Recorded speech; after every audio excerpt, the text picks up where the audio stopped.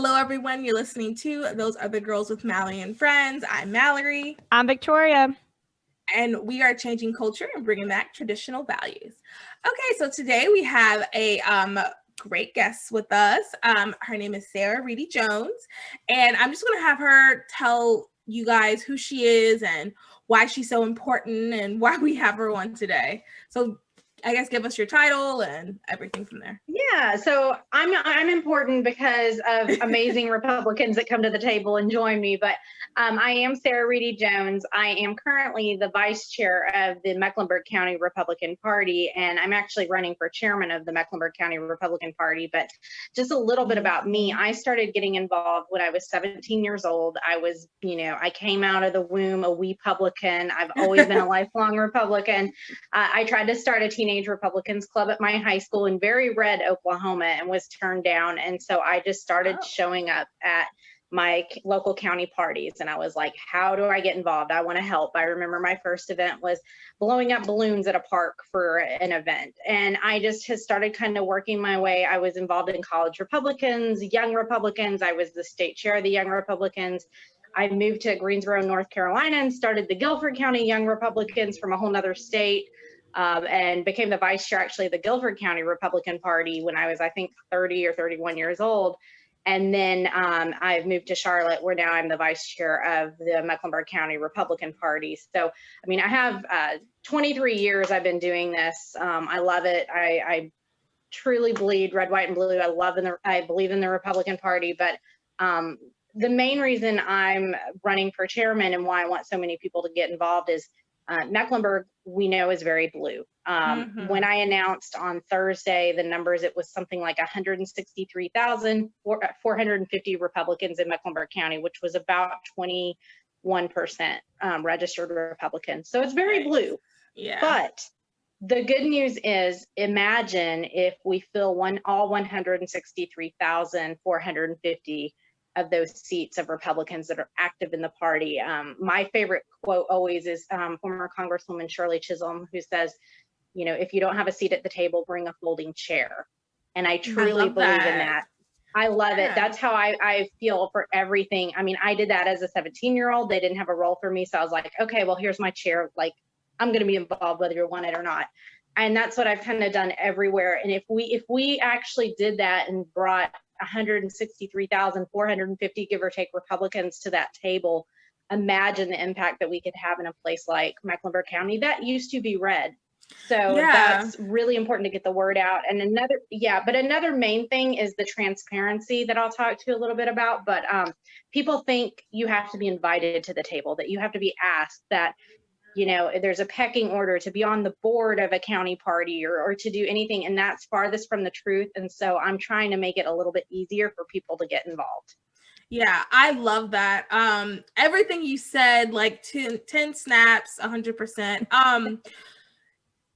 So when you said you created a position, what gave you that oomph to do that? What was it that you had that other people don't have?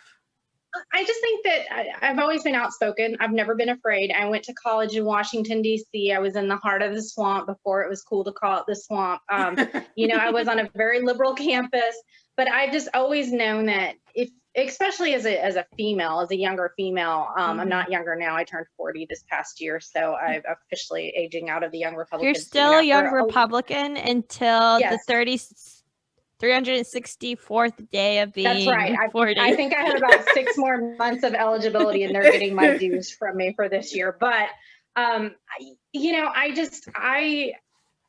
never taken no for an answer. And I've always found that if you just go and you contribute and you show up and you're a workhorse and you want to be involved, they will find a place for you. And true leadership, they find talent and they work it and they build a farm team and they mentor. I started a mentorship program here in Mecklenburg between the college Republican chapters. COVID has kind of stopped that a little bit, but we're hoping to get things back to normal. But many may know Sasha Duncan over at the state party, who's the digital director. She was our first intern, our first mentor. I took her on because we had a similar career path, and now she's doing amazing things at the state party. I mean, their digital program was #1 in the country for North Carolina for the entire Republican Party. And she's 23 years old, I believe. Wow. So, I think 30 something of the 52 weeks, they were #1 in the country in digital engagement. Oh, wow. So I think it's so important. I know the master becomes the student becomes the master now with Sasha. She's kind of schooling me in that department. But it's so important that we get that farm team built and that we offer our talents and we mentor the next generation of leaders. Because you know what, I don't like the phrase the next generation of leaders, because you know what, the youngest generation can be current leaders as well. Yeah, that's interesting that you say that. So we're kind of revamping the Guilford YRs, which you said you started originally. And part of the things we're looking at doing is having a delegate from each college Republican chapter in Guilford County to sit on our board. We're also going to have a delegate with the TARS. One of theirs will sit on our board, same with our Republican women's group and our Republican men's group. So we are kind of working that. I don't want to call it a pipeline. How did you phrase it, Sarah? Well, it's a farm team. Yeah, the farm farm really team. is. So like we're starting from high school to college to young Republicans to non-young Republicans. Yeah, to women's federation, to men's federation, to old Republicans, as I'm about to be.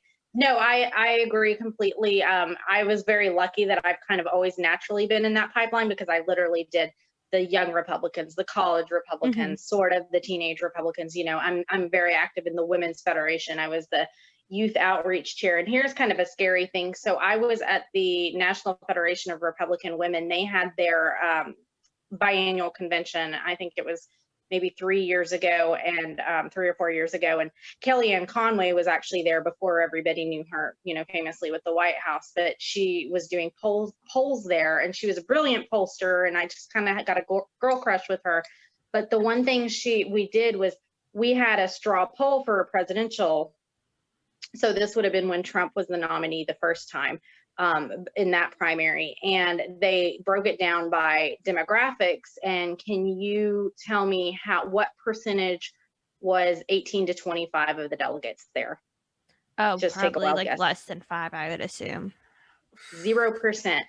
Oh, 0% really? of the people at the National Convention for Federation of Republican Women. And then from like 25 to 40, I think it was like 2 or 3%. Okay, we gotta change that. And they had a panel the next time, and it was actually on a Sunday morning at 8 a.m. about increasing youth involvement. And I kind of raised my hand and I said, well, here's your #1 thing. Don't have a panel at 8 a.m. on a Sunday morning. Oh my God. Just a suggestion. But it scared me a lot. So I reached out, and again, they didn't know me from Adam, but I reached out and said, we've got to do something different. So the chair at the time appointed me the youth outreach chair. So, I mean, I didn't wait to be asked. I was just like, this is a problem and we've got to fix it. So, I'm always looking for leaders, especially women that really want to jump in and help tackle the problem of us getting of the stigma of being a Republican, that it's, that it's not diverse, that it's, the old white men. Yeah. And we need talented in all categories. But I mean, just even this weekend, I was lucky that I went up to Raleigh and we had the kickoff North Carolina Conservative Freedom Conference. And that was hosted by the North Carolina Black Conservative Voices, and Mecklenburg Black Republican Club was there, Frederick Douglass Foundation.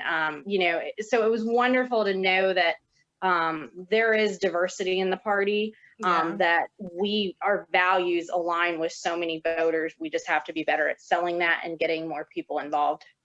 How do we sell it though? Like, we can't. The media calls us like racist, homophobes, sexist party. That's the party of the old white man.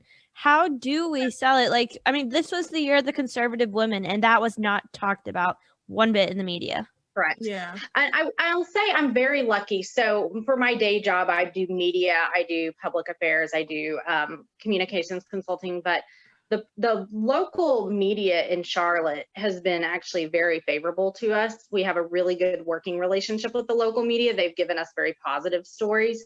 Sometimes we're afraid to go out and pitch those stories, but sometimes they are looking for coverage.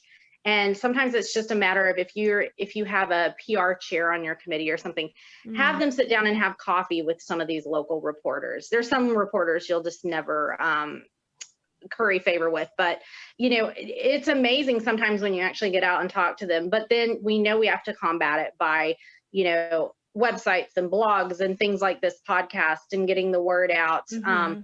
But really, we know we're right on the issues. Yep. We see a Democratic Party that is skewing so far left that I think we can talk to the average person. I know my husband's family, they were 4 or 5 generations of elected officials in the Commonwealth of Virginia.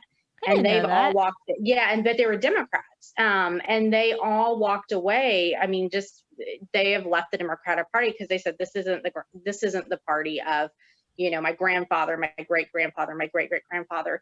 So, I think the Democrats, and just going so far, and we're going to see that with a Biden agenda, a Harris agenda. I think it's going to be the best thing to ever happen to us as far as people waking up and going, oh my gosh, the main thing right now is getting the word out to everybody to not walk away from the party, not splinter, not do a patriot party, that the Republican Party still espouses your values. You can get involved in primaries, you can do whatever you want to do with that. But we know we're right on the issues, and we just got to keep selling that platform and our values. Yeah. So 2 things to what you said. First thing is, I definitely agree that the left has gone so far left that if we can just not necessarily cater our message to them, but if we can somehow relay the message. Victoria and I have talked about this in our personal lives. I'm very much the type of person, like, I know facts don't care about feelings, but people care about feelings. So we can start to try to have our message always speak facts, but obviously, and this is the example I always use, you can say, for example, abortion is murder, and then end it like that. There's people who I feel like are just so angry, they'll say abortion is murder, and then they'll end it, and your mom hates you, and you're never going to get married. And it's like, we don't have to do that. That's what the left does. That's not something that we have to do. So I think if we could just, like you said, if we can start to reach out, because the left has gone so far left, I think under this administration, I mean, on Twitter, at least, I've already seen people say, man, I messed up. I shouldn't have voted for him. I wish I had known this and that. So like you said, and then the second thing I wanted to say is, how do we get, so we kind of sort of talked about how to get people from the left. How do we get people not to leave? Because I have some friends that are like gung-ho, I'm done with the GOP. When is the Patriot Party coming? And I don't want to, I don't like to be a conservative Republican gatekeeper. That's just, I hate that. Like, if you want to call yourself Republican or conservative, that's fine, I guess. But I don't want people to leave the party, because my concern is if we split up the party, then the Democrats will win until forever, until we can get back together. Yeah. So how do we get those people who are really tired of the GOP? How do we get them to want to stay? Well, it's a numbers issue. We know that. I mean, we know in Mecklenburg, we're at about 20% registered Republican. So if we splinter any more than that, we're not effective. Yeah. We have to have everybody together. The reality is that the Democrats are always super united no matter what. They always walk out of a room very united. And what we need to is, if anybody's involved in the party, we need to continue to be shining positive examples. I understand the anger. I understand the reasoning for being upset, but the anger doesn't get us anywhere. We have to kind of be more united like the Democrats are. Yeah. So that's really important. And the other thing is, it doesn't help because you guys are too young probably, but I remember when Ross Perot split the vote, and that brought in Bill Clinton. And frankly, I think the Clintons kind of brought the downfall of everything, because you started to see, once the Clintons came into office. But that was where people took, they split off and they voted Perot, and it doesn't ever gain us anything to split up. The way you can get involved and make your voice heard is you get involved in your local party. You work for the candidates. If there's somebody you don't like, you primary. As a party officer, we're very neutral in that stuff. It's kind of nice sometimes, so people don't know how I'm thinking. I had a Congressman Walker was one of my precinct chairmen in Guilford I was technically his boss. It's kind of funny, but he had a primary runoff, and he had no idea. I came up to him afterwards on that election night and I said, congratulations, Congressman-elect, you know, I voted for you. And he said, I had no idea. And I said, well, then I did my job, because you didn't know that. But in general, you know, there are ways to be involved. This is the time now more than ever. Don't walk away from the party, get involved in the party where you have more of a say right now. Yeah, I think that's just after what happened at the Capitol. I don't necessarily want to get into it, but after that, that was my biggest concern. I was like, we are going to lose our party. That is like, this is detrimental. So I just hope everybody listening just really wants to get involved. I know that some people that listen have reached out to me on like a personal level talking about leaving. And I think if we can, this is the time to get involved and we can make the change. Like, I think, like you said, this could have been, you know, a Biden-Harris administration could be the best thing to happen to us. Because I feel like it's going to spark a lot of people. Like, I know it sparked me. Like, I'm trying to be involved in everything possible. So I think if we can just get involved in our own local, and I think that's the other problem too. People are so focused on like the federal level and so focused on who the president is and who's in Congress that we forget about what's going on in our local and what's going on in our state. And that's what really affects us. Yeah. Sarah, I have a question for you. What strategies have been effective to get young people involved in the party? Because you do have an extensive background being in college Republicans, young Republicans, being a young person on an executive board of a local party. What has been some effective strategies in your opinion? Obviously, if we're a little less stale as a party, we better engage the social media. We better engage. I started an Uptown Charlotte Republican Women club last year, and it's been very popular because our membership is fairly young. We're more of young working women, because we meet in a rotating area like a fun brewery or somewhere kind of hip. It's my chance to get out and actually go somewhere hip, because I don't really do that otherwise. But, but it's been very popular because there's a chance from 6 to 8 p.m. they can be home in time. They don't have to sit through a 3-hour meeting. They network, they have something to eat, they have a cocktail, they're in and out. And so things like that have been very good. Just continuing to have a diverse group out there, having as many activities as possible. You find especially in urban areas, there's almost a support group. People just want to be find other like-minded people, and we almost call ourselves a support group. So I think the more you do that, marketing, data mining, just random things that are, the back end side of the party that we're finally starting to do more. But really including young people, just letting them know they have a place at the party, giving them that folding chair, and hearing from them and listening to them as well has been really helpful for getting more people involved.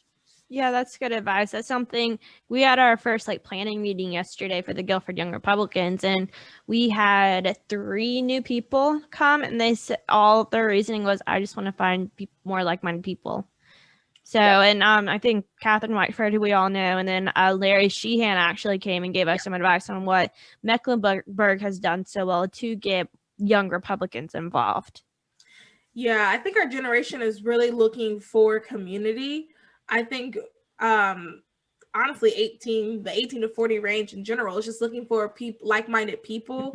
And then to add on to it, to have like-minded people who also want to do something, that don't just want to, sit at home playing video games. I think that really motivates people. Yeah, and I think with COVID too, I think people are trying to find community now more than ever.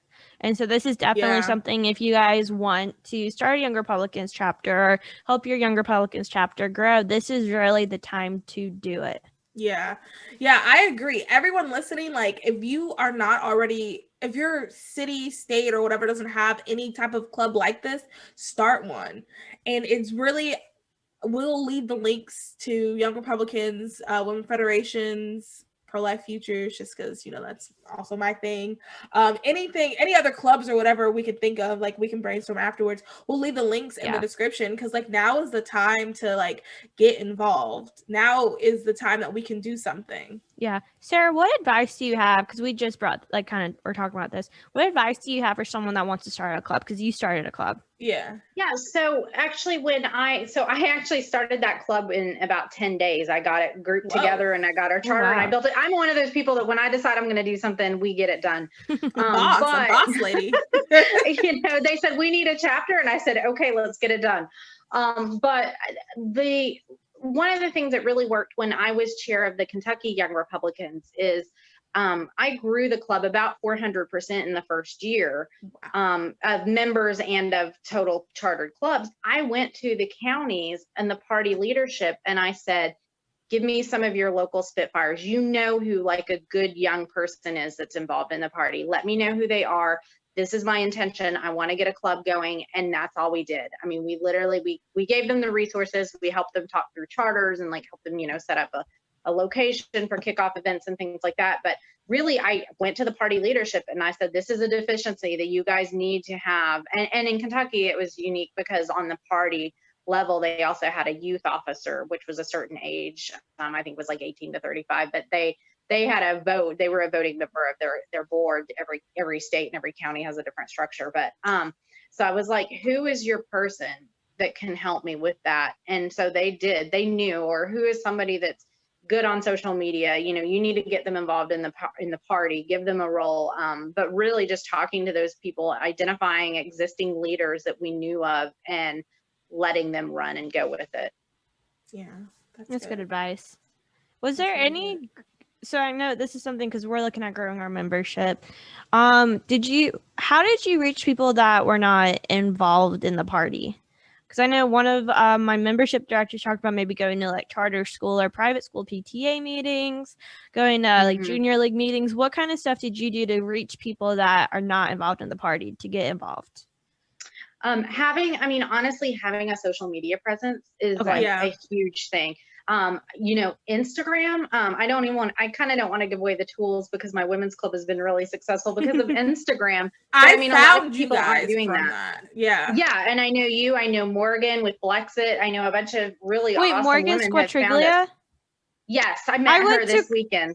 Oh, I love Morgan. I went to college with her, and her little brother Jim is one of my best friends from school. It is such a small world. Y'all get involved. Y'all, everybody get involved. You'll know thousands of people that know people that know people. Wow. Anyway, keep going. But I mean, honestly, if you do that, if you have these events, if you post things on the social media, and look at the emerging social media, we'll never have a TikTok account. I just always, even all the corporations I've ever worked for, I'm like, no TikTok. I'm too old for that. We're not going to do that. But but honestly, the social media accounts and then having events and showing it, because if people see that you're not only just doing political events or you're doing happy hours or you're doing a community service project, people say, well, I want to tag along to that. And those are the kinds of things that they might not feel as uncomfortable coming to by themselves.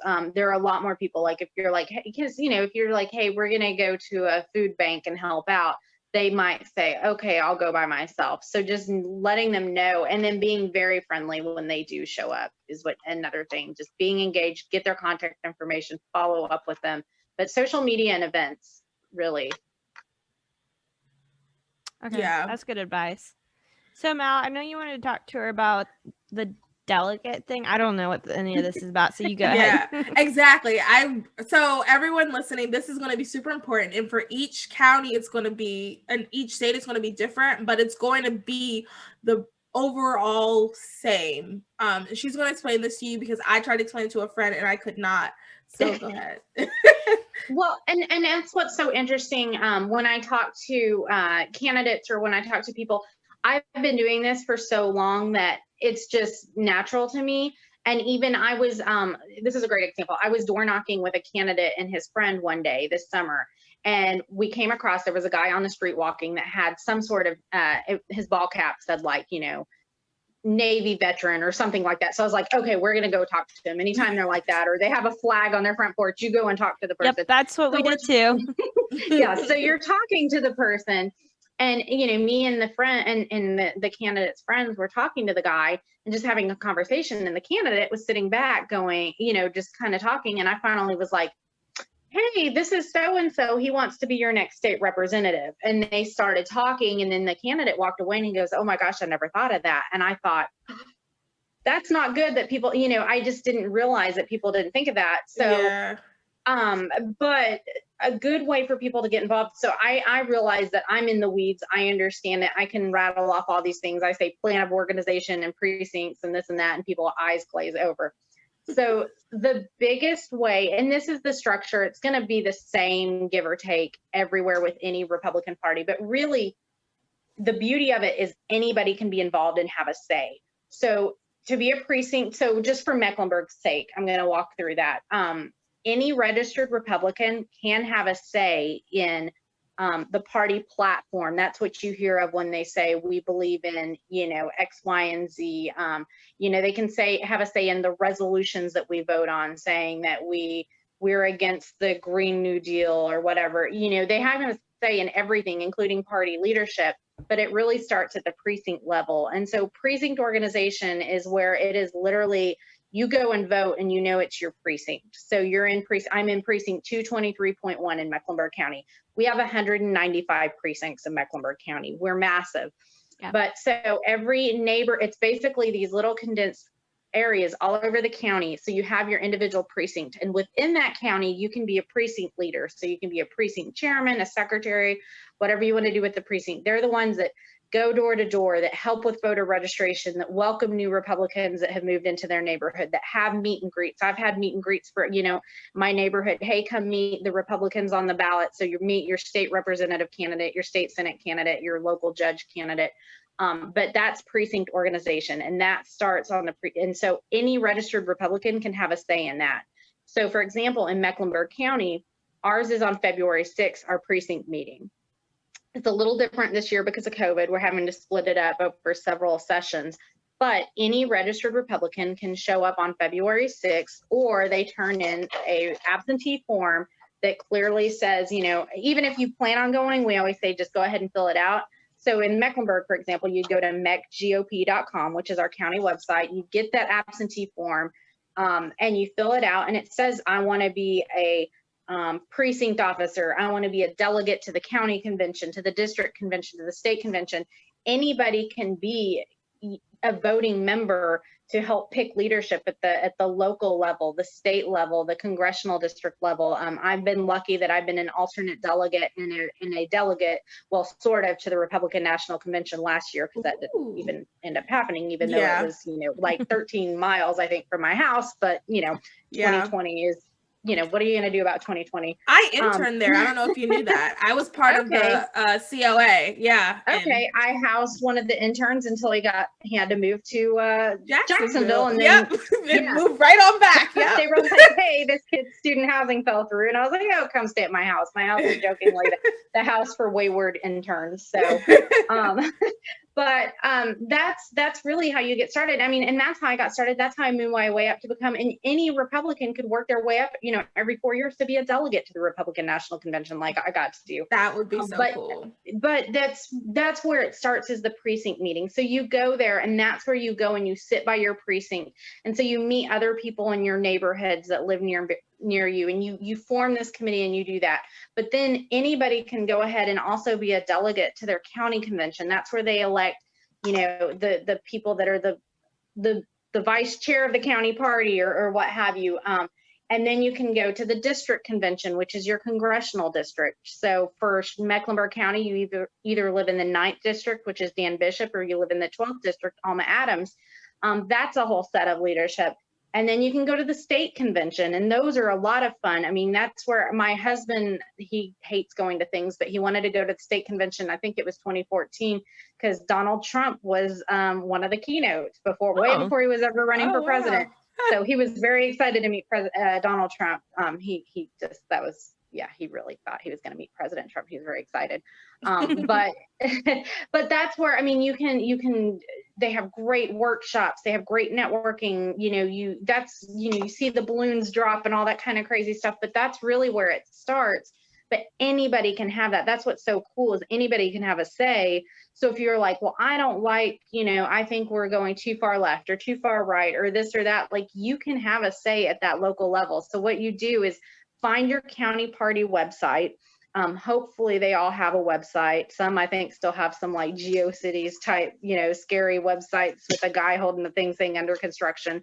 But and then you change that. If you see yes. that, you change it. Everybody listening, and that's it's where up to you. reach out to your county and you say, hey, I can make a website, or I can do something like that, or I can set up an Instagram account for us, and they will love it. But so that's what you do. You go to your county website, they'll have the information posted. Fill that out, be involved. That's where you get a say. That's where people can decide if they want to vote for me for chairman of the county party or not. Or, that's where they can actually help write the platform or be involved. So it's really simple, but it's very complicated for people. And another way that I'm making it easier for people to get involved, because I've just realized it's harder for people to get involved. On my campaign website, I've actually put a tab of get involved, and I have a Google listing for all of our existing committees. So if you want to be on the public relations committee, or if you want to be on the outreach committee, or if you want to be a college mentor, college Republican mentor, literally there is a link that you can click on it and it goes to a Google form and you can fill out your information. Oh. I want to make it as easy for people to say, this is something that I might have a talent in. And I even have a section for if there's something that doesn't identify that you think you're good at. I tell people, if you want to be a treasurer, or if you want to be on PR committee, or if you want to make paper, origami elephants on behalf of the Republican Party, we will find a place for you to make origami elephants on behalf of the Republican Party. Or you can sing and want to sing the Star Spangled Banner at events, or things like, any sort of random talent or way that you want to contribute your treasure or your time, we will find a way to do that, but we've got to make it easier. So on my campaign website, mec-gop.com, you can fill that out, and that way we can plug you in with exactly what you want to do for the party. I love that. That is so great. Wow.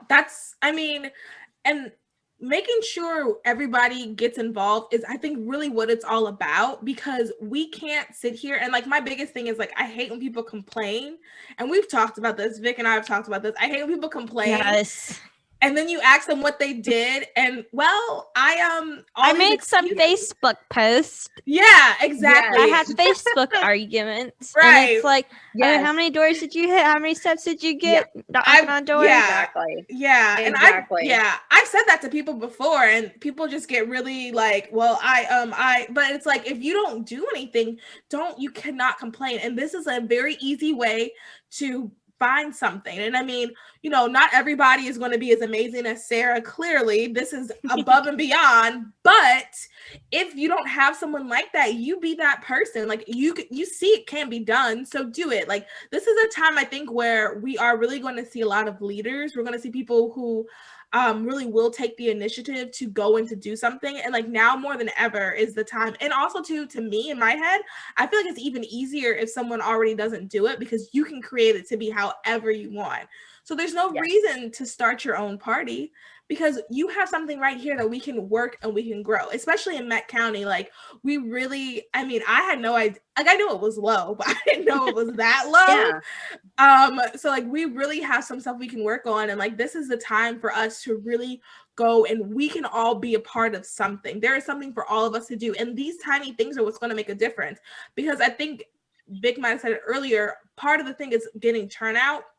So when 2022 comes, like, we really, like, if we can get people turned out, and we can share on social media, we can spread the word, we can talk about how important it is.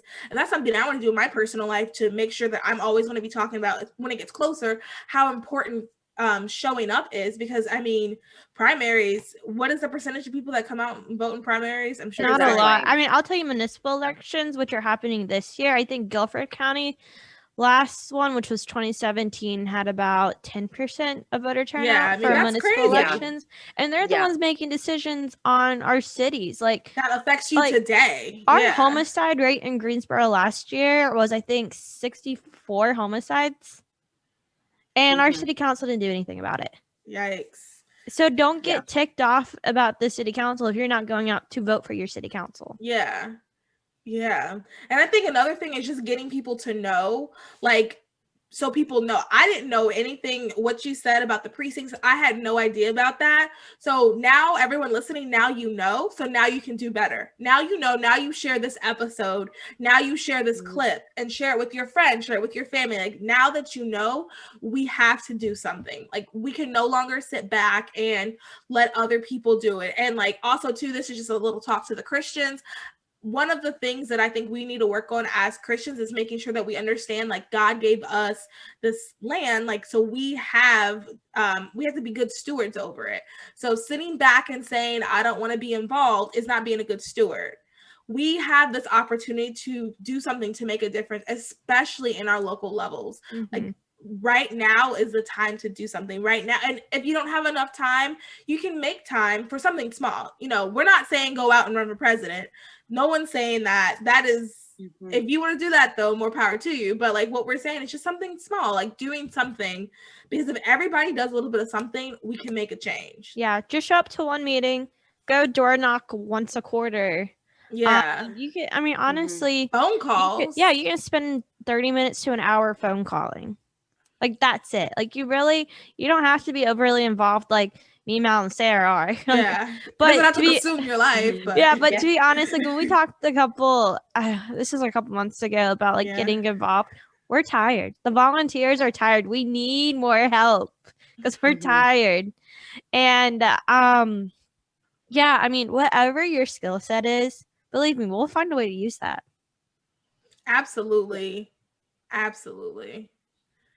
Yeah, that's the biggest misconception, is that we don't have a role for you and that you have to be asked, but that's farthest from the truth. I want us to be as open. I want us to be as transparent. I want us to have, everybody involved if there is a way. But I will also say that I jokingly say that I spend all my time on the weekends at Lowe's and Home Depot buying fencing supplies, because I'm constantly dealing with people that I'm mending fences and they're tearing them down and we're mending them back up. And so I've thought of this, we're at a county of 163,000 plus Republicans. We spend so much time in a circular firing squad, and we're such a minority party that we're always dealing with drama or whatever. And there's so many exciting new people that sometimes you have to cut the cancer to save the rest of the body. And so I want positive people that have great ideas, that you can be critical, you can question your legislators, you can call your congressman and say, you shouldn't support this. That's fine. But, imagine if we had so many positive, excited people, what a face we could give for the party. Yep. Yeah. Sarah, do you have anything else? Any other words of wisdom you want to give to our group? Just get involved. I mean, honestly, find a leader. Always just be willing to do that. Research the candidates, get to know, there are great auxiliary clubs usually in your area. If not, start one. If you find a need that you think is missing, get a hold of your county party leadership. If the chairman doesn't get back to you, go down the list and keep finding somebody that will get back to you, but show up to the meetings, get involved. I promise you that you are valued and that your voice will be heard. Such good advice. Yes. Thank you so much. Thank you. This was great. I learned a lot. I hope everybody listening learned something. And I think that, I think we all can do something. I'll leave it at that. I think everyone all can do something. Yeah. And now we have the oomph we need. Yep. That's right. Mal, do you have anything else for us? No, everyone just remember to sign up and register for our virtual summit, March 27th. You guys, it'll be a great kickoff to whatever, however you're going to be involved in the party. I think this will be a good kickoff. Yeah, I think that's it. All right. You ready to close out? Yeah. So thanks everybody for listening, and you have a good rest of your day. Thanks, guys. Talk to y'all soon.